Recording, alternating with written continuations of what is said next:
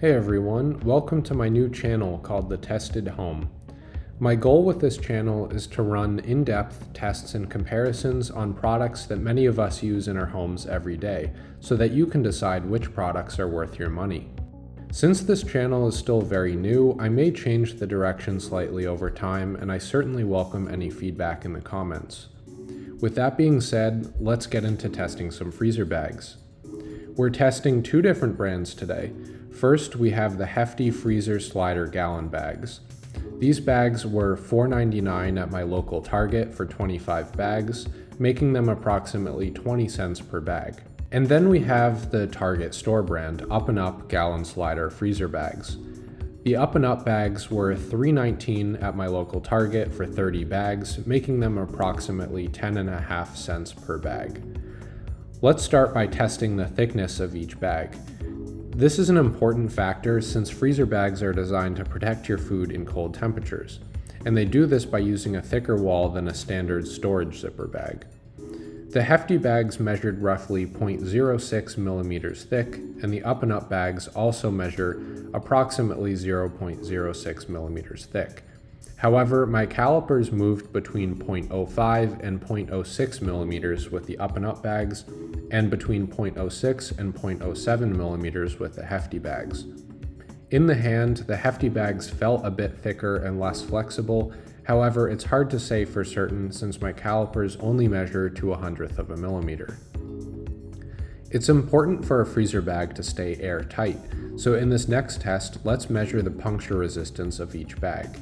For this test, I've placed a hole in a jar lid and will use the jar to hold a rivet in place. This entire assembly will be placed on a scale and will measure the maximum load before the rivet punctures each bag.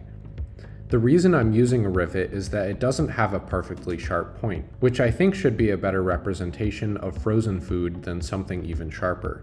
For accuracy, I will run this test 3 times on each type of bag. On run 1, the Hefty bags peaked at 419 grams, on the second run 412 grams, and on the third run 420 grams.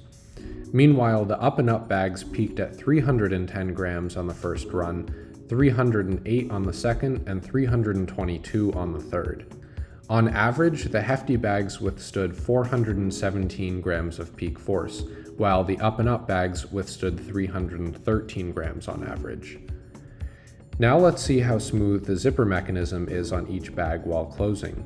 Starting with the Hefty bag, the maximum force was around 130 grams. The Up & Up store brand bag took a lot more force at around 370 grams. Next, let's test the quality of each bag and find any common failure points. I've filled 3 bags of each brand with 64 ounces of water, removing as much air as I can. The Hefty brand bags are off to a bad start, with all 3 bags leaking water from the left and right edges of the zipper and from various points along the seams. The Up & Up bags didn't experience any leaks as far as I could tell. Now I'll drop all the bags from approximately 3 feet 9 inches, which is the height of the bottom shelf in my freezer. Let's start with the Hefty bags. The first bag tore along the zipper and also near one of the bottom corners. The second bag tore along one of the bottom corners only, and it was the same situation with the third bag. Next, the Up & Up bags.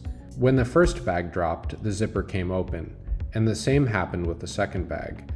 With the third bag, it stayed intact and no water leaked. After the zippers were resealed on the first 2 bags, all 3 bags were still fully functional and I didn't see any leaks. So which bags should you buy? In my opinion, the Up & Up bags are a better buy at around half the price per bag. They have a similar thickness to the Hefty bags, the puncture resistance is still decent, and they didn't leak in my testing. Hopefully you found this information helpful, and thank you for watching. More videos are coming soon.